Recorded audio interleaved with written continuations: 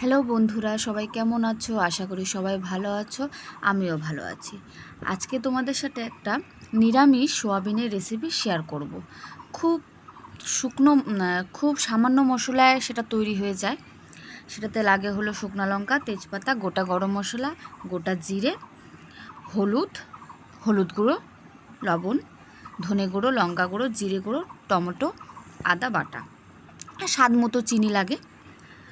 তো আর নামানোর আগে সানরাইজের গোটা গরম মশলা বা গুঁড়ো মশলা দিতে পারো, কোনো অসুবিধে নেই। তো খেতে খুব অসাধারণ হয়, খুব টেস্টি হয়।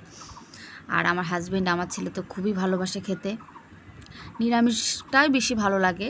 সোয়াবিন পেঁয়াজ রসুন দিয়েও করা যায়, আমিষও করা যায়, কিন্তু সেটা আমার অতটা ভালো লাগে না, আর ওদেরও ভালো লাগে না। তো নিরামিষটাই বেশি ভালোবাসে ওরা খেতে। তো তোমরাও একবার ট্রাই করতে পারো বাড়িতে, খুব ভালো লাগবে তোমাদেরও।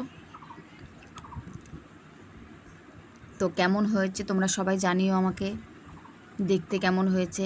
খেতে তো তোমরা আর পারবে না, আমরা খেয়ে বলবো কেমন হয়েছে। কমেন্ট করো, দেখতে কেমন হয়েছে বলো। তো প্রথমবার আমি আজকে একটা ভিডিও আপলোড করলাম। তো তোমরা দেখো, সাবস্ক্রাইব, কমেন্ট, শেয়ার করো প্লিজ।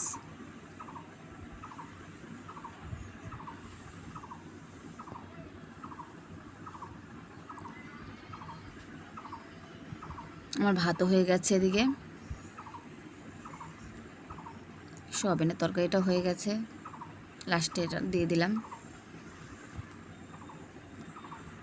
টাটা, বাই বাই, ভালো থেকো সবাই, সুস্থ থেকো।